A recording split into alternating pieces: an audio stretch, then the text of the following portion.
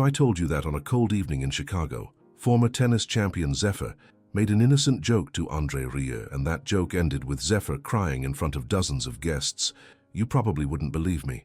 No one there could imagine that a challenge made with a smile would open a door that André himself had kept closed for decades, a door that held memories of his mother, forgotten promises, and a talent he had never shown in public. The entire ballroom expected nothing but laughter when Zephr challenged André to sing opera. But what happened next left the entire room speechless. The pianists stopped breathing, and Zephr himself covered his face with his hands. Because that evening, André Rieu didn't respond as a maestro accustomed to applause. He responded as a son who carried a secret, and no one was prepared to hear what he had kept hidden for so long. Because when André finally opened his mouth to sing, everyone realized this was no longer a joke. Before we dive into this incredible story, tell us in the comments where you're watching from and your age. And don't forget to subscribe to our channel for more amazing stories like this one. And before Zephr made the joke that would change the course of that evening, the grand ballroom of Chicago's historic Palmer House lay in absolute silence. Technicians adjusted lights, waiters organized glasses, and a small group of guests began to arrive. The benefit event was discreet, limited to athletes, musicians, and select figures from American culture. Nothing there suggested that anything unusual would happen, much less that André Rieu would become the center of an unexpected revelation. André had arrived early, accompanied only by Casper, his childhood friend. He walked slowly through the narrow corridor, observing details of the theater as if visiting a distant memory. He recognized the scent of old wood mixed with the sweet perfume of caramel apples being served at the reception. These small details normally put him at ease, but that afternoon something seemed out of place, almost disturbing. "You look tired, André," Casper observed with a soft voice. "Just exhausted." "Lots of traveling, lots of obligations," André replied, avoiding extending the subject. On the other side of the ballroom, Zephr greeted guests with his usual energy. When he saw André, he waved from afar with an exaggerated smile, probably already planning a joke to brighten the evening. That was typical of him. No one could imagine that it would be precisely one of those jokes that would touch the most vulnerable part of the maestro. Near the stage, young pianist Iris did light warm-ups to loosen her fingers. André walked past her and stopped briefly. "Well played," he said kindly. Iris smiled, surprised. "Thank you, Mr. Rieu." As the guests took their seats, Zephr approached with 2 glasses of wine. "André, get ready, I have a surprise today," he said with that challenging gleam in his eyes. André just smiled, not imagining that within a few hours he would reveal something to everyone that even his closest musicians didn't know. The evening that began lightly was quietly approaching a moment that none of them would forget. The Palmer House Theatre itself seemed to wait. Its old walls remembered centuries of drama and emotion. But tonight something totally new would happen. Nadia, the cultural journalist, sat in a corner with her notebook. She was here to write about the charity, about the stars who were present, about the amounts that would be raised. But her journalistic instinct told her there was more at stake. She observed how André moved through the ballroom, his posture, the way his eyes sometimes seemed absent. The ballroom filled slowly. There were familiar faces from the sports world, musicians from various orchestras, some artists from Detroit and Milwaukee. It was the kind of gathering where people came to be seen, but also to contribute to a good cause. No one expected they would witness something that would change their lives. Casper observed his friend with concern. He had known André since their childhood in Amsterdam, had seen him grow from a talented young violinist to a world-famous maestro. But he also knew the secret that André carried with him, the promise he had made to his mother and never fulfilled. Casper had never expected that promise would be fulfilled tonight. Iris checked her sheet music one more time. She was nervous, not only because she would play for such an important audience, but also because she felt something in the air. There was a tension she couldn't place, an expectation of something unknown.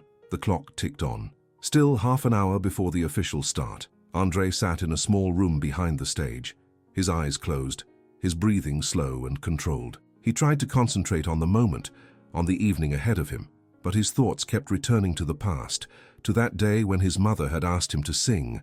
"Don't be afraid, André," she had said, her hand on his shoulder. "Your voice is a gift." But he had been afraid of failing, afraid of not being good enough, and then he had lost the chance forever. Or had he? Tonight he would get the answer. The ballroom was already full when Zephr finally decided to attract everyone's attention. The background music, played by a small quartet, stopped gradually, and the murmur of guests quieted until the large space transformed into polite silence. Zephr walked to the center, holding the microphone with the same naturalness with which he had held a racket years earlier. He seemed animated, relaxed, lightly theatrical as always. "Ladies and gentlemen," he began, "thank you for being here tonight on this special evening. I promise that besides raising funds, you'll also have fun." The audience laughed. André, sitting in the front row next to Casper, also smiled discreetly. He wasn't a man who sought protagonism outside the stage. He was here to support the cause and meet friends, nothing more. Zephr continued talking for several minutes, telling small stories, eliciting laughter, and skillfully controlling the room's energy, until in a quick gesture, he suddenly turned toward André. "And speaking of fun, where is he, our maestro from Amsterdam? The man who makes the whole world cry without saying a word?" People automatically turned toward André, who raised his hand for a shy greeting. Zephr, satisfied, approached. "André, my friend," he said with a smile so broad that Casper immediately became suspicious. "Do you think you can help me with something today?" André stood up slowly, straightening his jacket. "Of course, what do you need?" Zephr put his arm over André's shoulders, theatrically exaggerated. "Well, everyone here knows that you master the waltz like no other, but I've always had a question, and today I can finally ask it." The audience held its breath as if expecting a big joke. André tilted his head, curious. "Can you sing opera?" Zephr asked loudly, which made the entire ballroom explode in laughter. Casper put his hand on his forehead. Iris at the piano froze. André kept his smile, but his eyes changed. For a brief moment, so brief that almost no one noticed, a shadow crossed his face. Zephr continued, enthusiastic. "Come on, André. One little note, a small demonstration, just to prove to this beautiful audience that you're not only the king of waltz, but maybe also the prince of bel canto." More laughter. Some even applauded the challenge. It was all a joke. Everyone understood it that way. Except André. He breathed deeply. "Opera, Zephr?" he asked calmly. "Of course," said the former tennis player, patting him on the shoulder. "Something simple, maybe a Nessun Dorma," he laughed. "Or O mio babino caro, anything that proves your lungs are as good as your violin." The ballroom was still laughing when Casper noticed what no one had observed. André wasn't laughing. He stood motionless, staring at something far beyond that ballroom. "Zephr," said André with a firm voice, "do you want a demonstration?" The laughter diminished. Some people exchanged glances. There was something in the maestro's attitude that didn't fit with the lightness of the joke. Zephr, thinking André was playing along, made an exaggerated bow. "The stage is yours, maestro." André then did something completely unexpected. "Give me a few minutes," he said seriously, almost tensely. "If it's to be done, it will be done right." The entire ballroom stopped. Zephr was confused. Casper immediately stood up. Iris dropped sheet music on the floor. André walked toward the side corridor without looking back. The audience observed in absolute silence as the door closed behind him. The joke had ended there, and no one, not even Zephr, had any idea what was about to happen. The tension in the ballroom was palpable. Zephr still stood with the microphone in his hand, his smile slowly disappearing. He looked at Casper, seeking explanation, but Casper only shook his head. "This isn't good," whispered someone in the second row. Nadia began frantically taking notes. Her instinct told her this was the story. Iris sat at the piano, her hands trembling above the keys. She had seen André's face before he left, and that expression had disturbed her. It wasn't anger, it was something deeper, more painful. In the small room behind the stage, André stood before an old mirror. He stared at his reflection, but didn't see the world-famous maestro. He saw a 19-year-old boy standing in his mother's living room in Amsterdam, promising to do something he had never dared. His mother's voice echoed in his memory, as clear as if she stood beside him. "Promise me one thing, André. Sing one day the way you truly can sing." He had nodded, too young to understand what that promise would mean, too inexperienced to know he would carry its burden for decades. He placed his hand on his throat, felt the tension there. Could he still do it? After all these years of silence, of hiding this part of himself, could his voice still do what his mother had believed it could? There was only one way to find out. He opened the door and walked back to the ballroom. Each step felt heavy, loaded with the weight of years of secrets and missed chances. When he entered the ballroom, the murmur fell silent. All eyes were on him, waiting, questioning. André walked directly to Iris, His face was serious, his eyes determined but also vulnerable. "Do you know my mother's song?" he asked with a soft voice. Iris's eyes widened. "I know it, but it's rare. Almost no one asks for that piece." "My mother loved it," said André. "Can you play it for me?" Iris nodded, her hands still trembling as she walked to the piano. The ballroom was so quiet you could hear a pin drop. Even Zephr didn't dare move. His earlier carefreeness completely replaced by something that seemed like awe and concern. When Iris's fingers touched the first notes, the atmosphere in the ballroom changed completely. This was no longer a social event or charity dinner. This was something sacred, something that only happened in the rarest moments of human connection. André closed his eyes and breathed deeply, and in that moment, everyone knew. Whatever was about to happen, nothing would ever be the same. The murmur began as soon as the door closed behind André. It wasn't loud noise, but restless whispers, like wind through a narrow corridor. No one knew if this was part of the joke or if something serious had happened. Zephr, still holding the microphone, looked at Casper seeking explanation, but Casper only shook his head. A small gesture that said a lot. Don't challenge what you don't understand. Iris, standing by the piano, nervously squeezed her own hands. She had met André just a few hours earlier, but that brief look from him had been enough to catch something familiar, a kind of pain that musicians rarely show in public. Zephr tried to restore the evening's atmosphere. "Well, it seems our maestro is warming up his voice," he said, forcing a laugh. But no one laughed with him. André's absence lasted no more than a few minutes, but for those in the ballroom, they seemed too long. Casper sat back down, but didn't relax. He stared at the side door as if he could see what was happening behind it. André stood in a small old dressing room, with walls painted in worn white. He leaned against the sink, breathing deeply, as if trying to control something rising in his chest. He closed his eyes, and for a moment he was no longer the world-famous maestro, but a young student sitting in his mother's room in Amsterdam. "Promise me just one thing, André." Her voice sounded so clear that he opened his eyes. "Sing one day the way you truly can sing." He touched his own face, trying to push away the sudden emotion.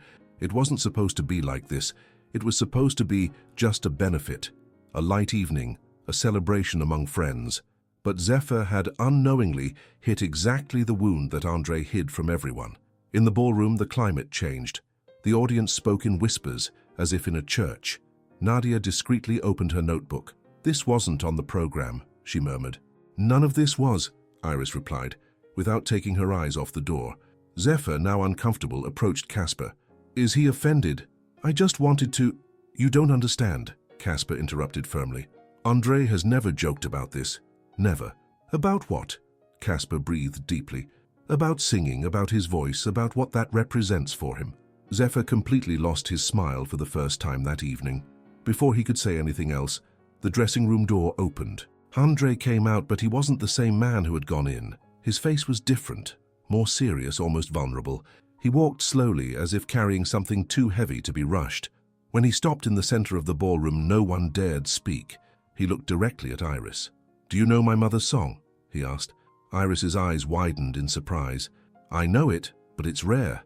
Almost no one asks for that piece." "My mother loved it," said André with a soft voice. "Can you play it for me?" Iris nodded silently, walking to the piano. When her fingers touched the first soft notes of the melody, emotion took possession of the ballroom. This was no longer a social event. It was too intimate, too strong, something that shouldn't be seen by so many people, and yet no one could look away. André breathed deeply. Casper clenched his hands. Zephr swallowed, and then, even before he sang a single word, everyone there already knew. What was about to happen had nothing to do with a joke. But just as André opened his mouth to begin, Iris suddenly stopped playing. Her fingers froze above the keys. "Mr. Rieu," she whispered, "is this really what you want? Everyone will hear." The question hung in the air like a last chance to go back. André looked at her, then at the audience, then at Zephr, who still stood as if petrified. He could still say no. He could still walk away and keep the door closed that he had kept closed for so long, but instead he nodded slowly. "Yes," he said, "it's time." Iris's hands began to play again, and this time there was no turning back. The melody filled the ballroom, soft and nostalgic, a song that generations of American mothers had sung to their children. It was simple, almost childlike, but carried a weight that few understood. André closed his eyes again. His chest moved up and down. each breath calculated but vulnerable. The music continued, and with it, memory invaded. He saw his mother's living room, the half-open window, the scent of coffee, and the old radio that broadcast operas on Sundays. It was all so vivid that he could almost feel her hand on his shoulder, guiding him, urging him. "Don't be afraid, André. Your voice is a gift." He opened his eyes. The entire ballroom seemed to hold its breath. André lifted his chin a little, positioned his body like someone preparing for something much bigger than himself. Iris continued playing, but now with doubled care, as if afraid to interrupt something too fragile. And then he sang. The first note wasn't high or grand, but carried a purity so incredible that the audience got a silent shock. It was the voice of a trained man, disciplined, who had learned more than he had ever revealed. It was a voice that had no relation to the stages where he conducted orchestras. It was intimate, deep, built on years of silence. Zephr felt something contract in his chest. With each verse, André seemed to cross layers of himself, the musician, the maestro, the public man, until only the sun remained. The emotion began to tremble in his voice, but never to the point of breaking. It was absolute control, but control loaded with pain. When he reached the first long note, one of the women in the third row brought her hand to her mouth. This wasn't just talent, it was a confession. Casper, who had known André since he was 12, finally understood. "He's kept this all these years," he murmured in disbelief. Iris, playing, began to cry silently. Only those who were there, sharing the moment, knew they weren't just crying for the beauty of the singing, but for the privilege of being allowed to witness it. But just when it seemed the emotion had reached its peak, something unexpected happened. André stopped in the middle of a phrase, his voice falling silent like a sudden gust of wind. The ballroom froze. Had he lost his voice? Was the emotion too much? He stood there motionless, his eyes closed, his body tense. Iris's hands remained hovering over the piano, not knowing whether to continue or stop. Seconds ticked by like hours. And then, with a voice so soft that people had to lean forward to hear, André said, "She asked me to sing this on her last day, and I couldn't. I was too afraid." The confession fell over the ballroom like a physical weight. Zephyr's face contorted, tears already forming in his eyes. He understood now what he had done with his innocent joke. He hadn't just revealed a talent. He had forced a man to open his deepest wound in front of a room full of strangers. Casper stood up, instinctively ready to go to his friend, but André raised one hand, stopping him. "No," he said softly, "let me finish this for her."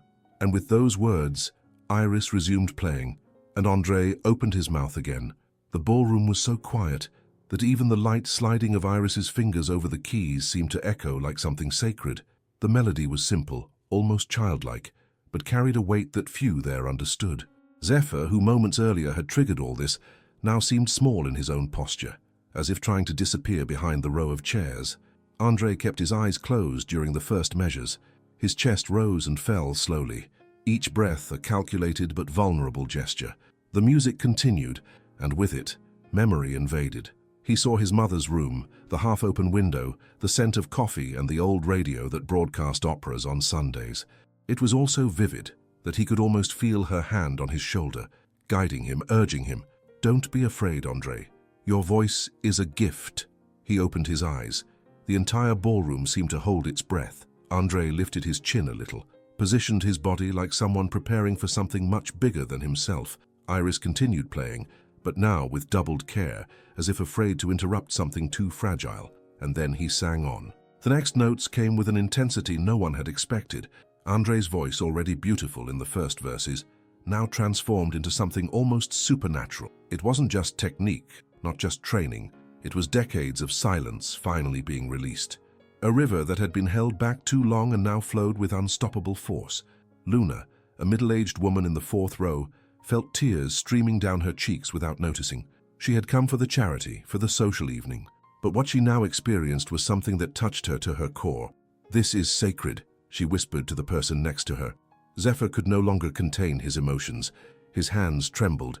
His lips moved in silent prayers or apologies. No one could say. He had made a joke, a light challenge, and had accidentally opened Pandora's box that no one should have seen. André reached the most difficult part of the song, the passage that required complete control and at the same time total surrender. His voice rose, clear and powerful, filling every corner of the old Palmer House Theatre. The acoustics of the historic building, designed for precisely this kind of moment, carried his voice like a living being. Nadia was no longer writing in her notebook. She couldn't. Her hands were too unsteady, her eyes too full of tears. She knew she was witnessing something that could never be repeated. A moment she would carry for the rest of her life, but then something happened that no one had foreseen. Halfway through the song's climax, André's voice began to break, not from failure, not from lack of technique, but from pure, undiluted emotion. It was as if the years of silence, the years of missed chances all came up at once. He continued singing, but now his cheeks were wet with tears. Iris saw it and felt her own heart break. She played on, her fingers automatically moving over the keys, but each note now felt like a prayer. Casper finally stood up and walked slowly toward the stage. He didn't know what he would do when he got there, but he couldn't stay sitting any longer while his friend stood so exposed, so vulnerable before everyone. André saw him approaching through his tears, and for a fraction of a second considered stopping. But then he remembered why he had started. This wasn't for the audience. This wasn't even for himself. This was for her, for the promise he had made and never kept for decades.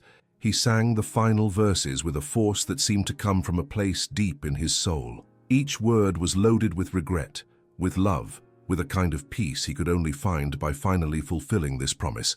Then came the final moment, the note he had promised his mother he would sing, the note he had trained for years and never dared in public. It was the highest, longest note in the song, one that required complete mastery and total surrender.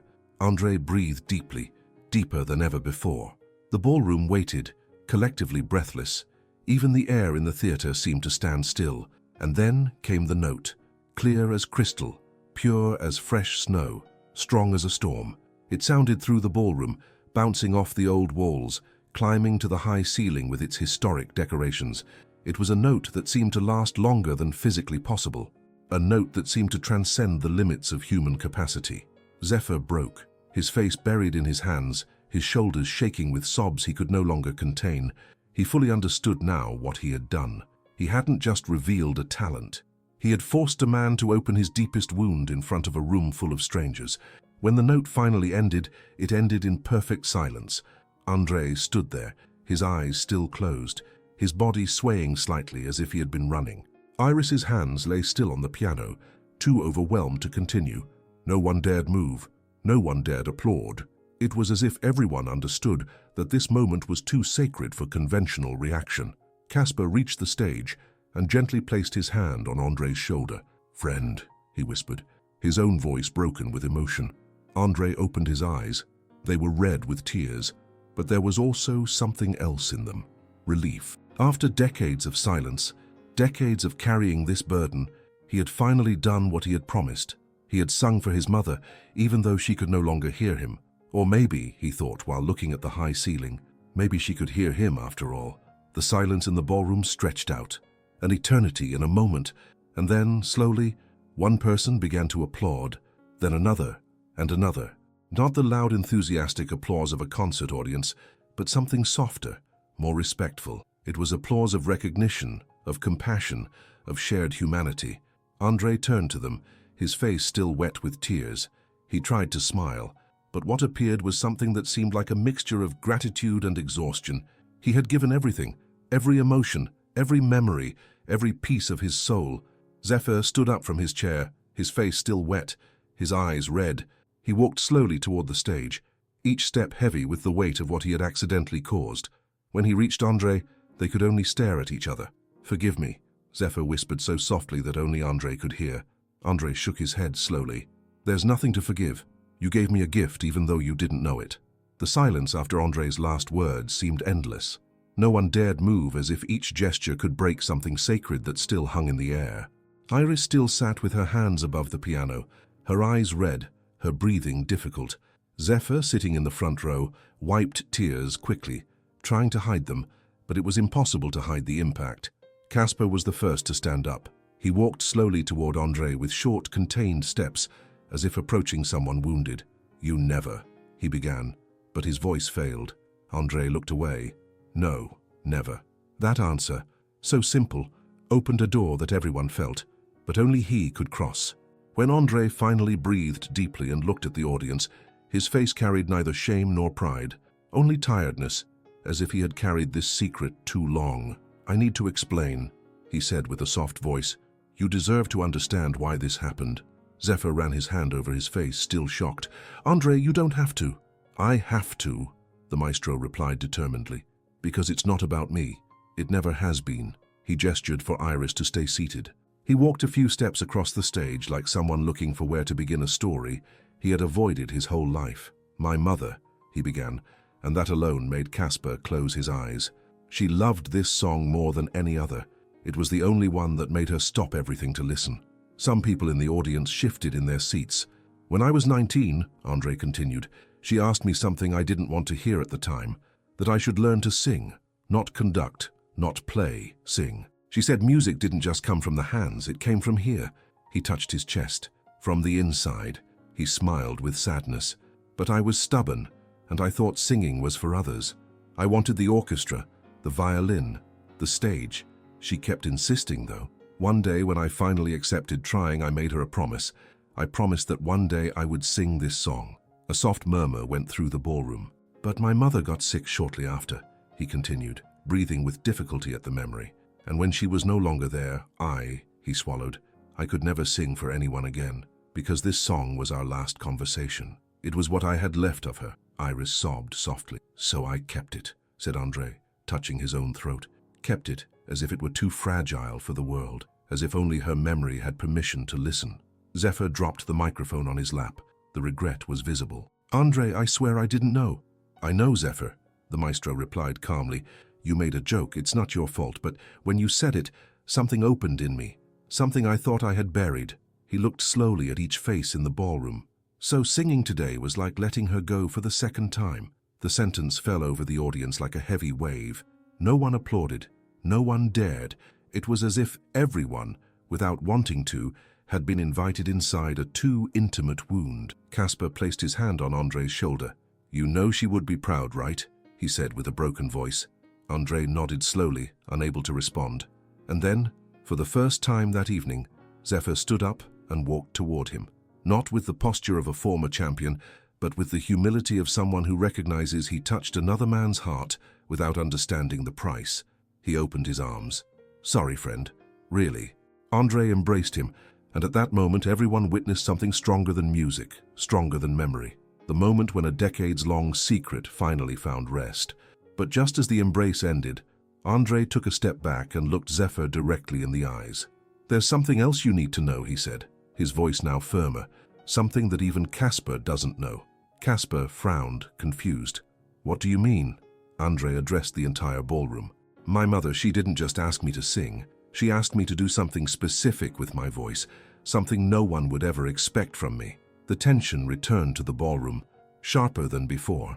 Zephyr's eyes widened. "What did she ask?" André paused, his gaze directed to the floor, gathering courage for what he would reveal. "She asked me," he said slowly, "to sing with my voice the way she never could.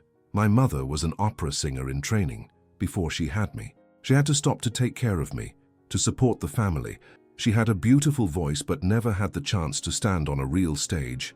The revelation fell like a bomb over the ballroom. No one had known this.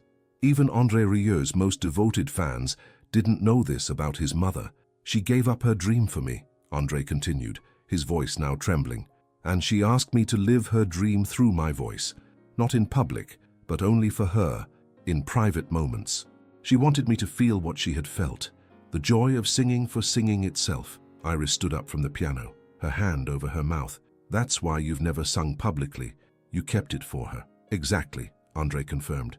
"Every moment I sang was for her and only for her. That was our agreement. That was my promise." Zephr now cried openly, no longer trying to hide it. "You broke that promise today for all of us." "Why?" André looked at him, his eyes full of tears but also full of a strange peace. "Because I understood, Zephr, that memories need to be shared, that love doesn't disappear when we let it go. It grows. And maybe this is what she always wanted, that I would eventually share my voice with the world on my own terms, at the right moment." The ballroom was completely silent, and then someone slowly began to clap. Then another and another. Not loud, not enthusiastic, but respectful, knowing they had been witnesses to something that would never happen again. The embrace between André and Zephr lasted longer than anyone in the ballroom expected. It wasn't a social gesture. It was the kind of embrace that carries apologies, understanding, and invisible scars. When they finally separated, there was a silent agreement between them. This moment wouldn't be filmed, shared, or repeated.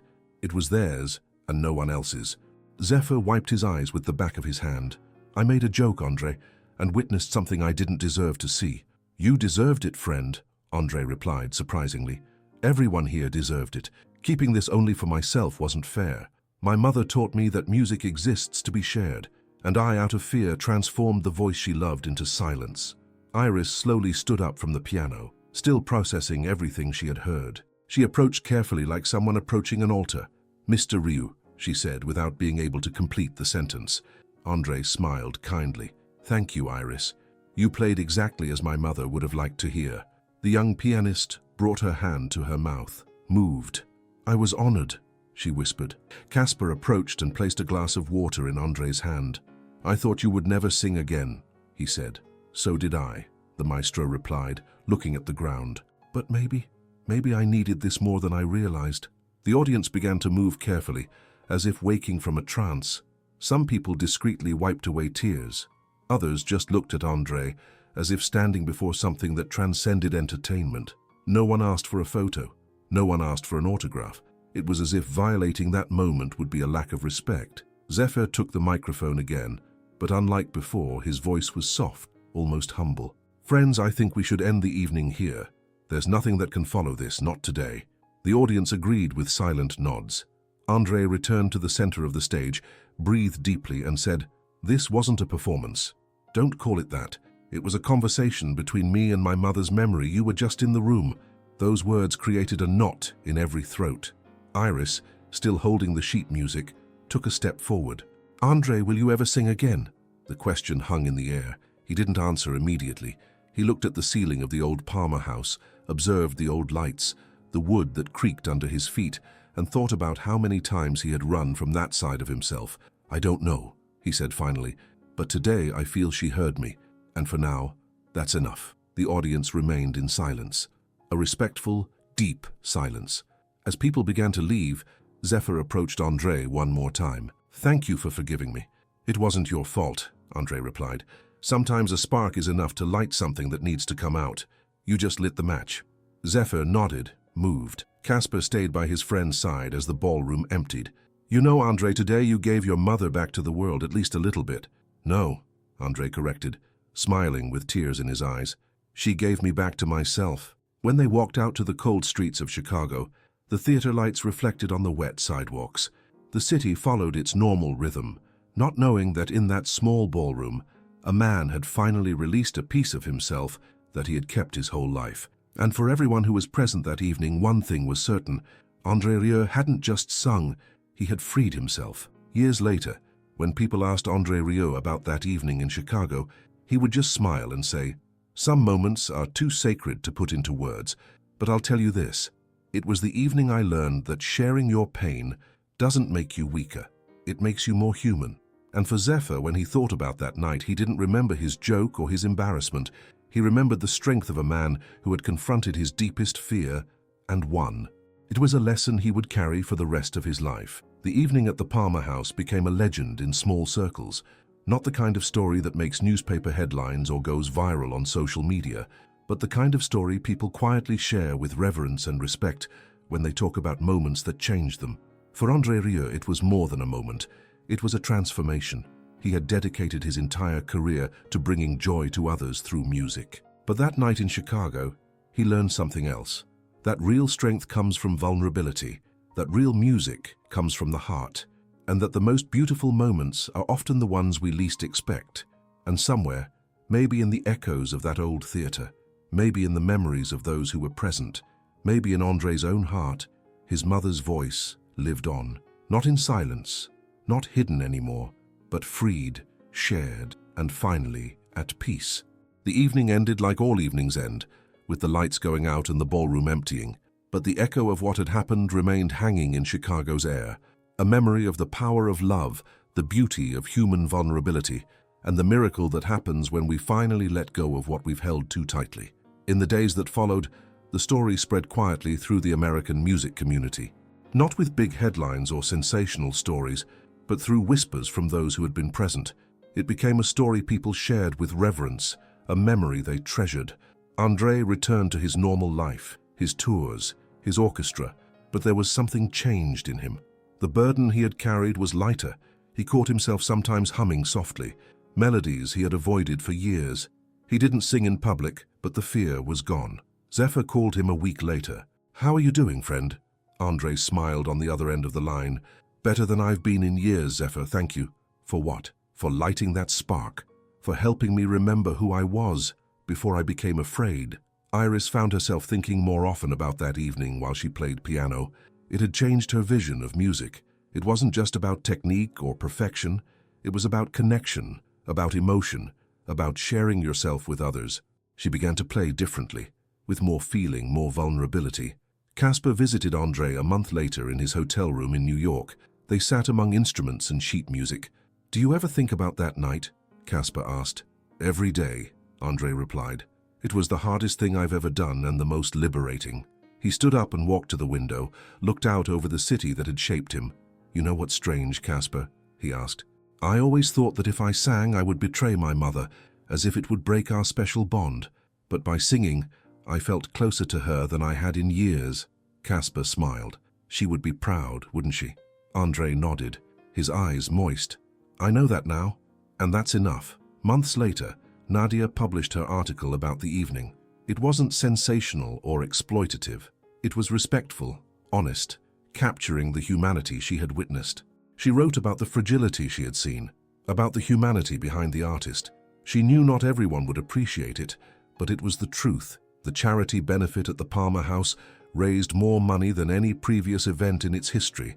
But more importantly, it created something that couldn't be measured in dollars, a moment of pure human connection that reminded everyone present of the extraordinary power that exists when we finally find courage to share our deepest truths. In quiet moments before sleep, André would sometimes hear echoes of that evening. Not just his own voice singing his mother's favorite song, but the collective intake of breath from 200 strangers who had become witnesses to something sacred. He had spent his career bringing joy to audiences around the world through music, but that night in Chicago, he learned something profound, that true strength comes not from perfection, but from vulnerability, that real music comes not from technique alone, but from the willingness to open one's heart completely, and that the most beautiful moments in life are often the ones we least expect. The Palmer House Theatre itself seemed to remember that evening. Staff members who had worked there for decades said there was something different in the air that night, something that made people speak in whispers, move more carefully, as if they were in a sacred space. Dr. Evelyn Crawford, a music therapist who had been in the audience that night, later wrote in her journal, "I've spent my career studying the healing power of music, but tonight I witnessed something I'd only read about in textbooks. The moment when music stops being performance and becomes prayer, when a voice becomes a bridge between the living and the dead, between pain and healing, between silence and truth." 3 years later, a documentary filmmaker approached André about making a film about that evening. André politely declined. "Some moments," he said, "are too precious to recreate.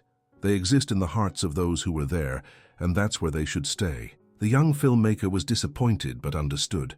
Later, she would write that André's refusal was itself a kind of artistry, the recognition that some human experiences are too sacred for consumption. As the years passed, the people who had been in the Palmer House that night would sometimes find each other at other events, other concerts. There would be a moment of recognition, a shared nod, an understanding that they had witnessed something extraordinary together. They rarely spoke about it directly, but the connection was always there. Luna, the woman who had whispered, "This is sacred," during André's performance, later established a scholarship for young musicians who had lost parents. She never mentioned the inspiration directly, but those close to her knew it traced back to that October evening when she watched a man sing for his mother's memory. Iris continued her musical career and became known for the emotional depth of her playing. In interviews, she would sometimes mention a particular evening that had changed her understanding of music, but she never gave details. "Some experiences," she would say, "change you so completely that they become part of who you are rather than just something that happened to you." For Zephr, the evening marked a turning point in his own life. He He began to approach his role as an event host with more sensitivity, more awareness of the hidden depths that people carry. His colleagues noticed the change. His humor became gentler, his interactions more thoughtful. He never again made a casual challenge that might expose someone's vulnerabilities. The Palmer House eventually created a small plaque in the ballroom, not commemorating the specific evening. André had requested privacy, but honoring all the moments of unexpected grace that had occurred within those walls. It simply read, "In appreciation of the sacred moments that transform ordinary evenings into extraordinary memories." André's relationship with his own voice slowly evolved over the years. While he never again sang in public, those close to him would occasionally hear him humming while he worked, or softly singing to himself during private moments.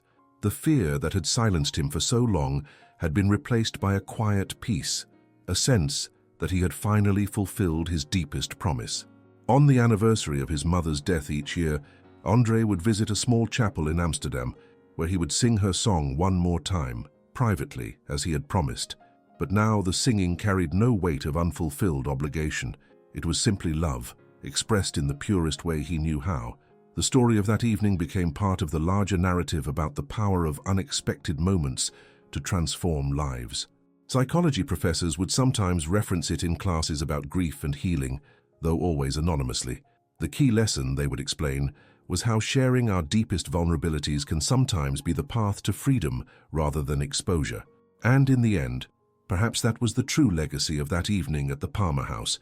Not the beautiful singing, not the emotional revelation, but the reminder that our greatest fears often guard our greatest gifts, and that courage isn't the absence of fear, but the willingness to act in spite of it. André Rieu continued to tour, continued to bring joy to millions through his music.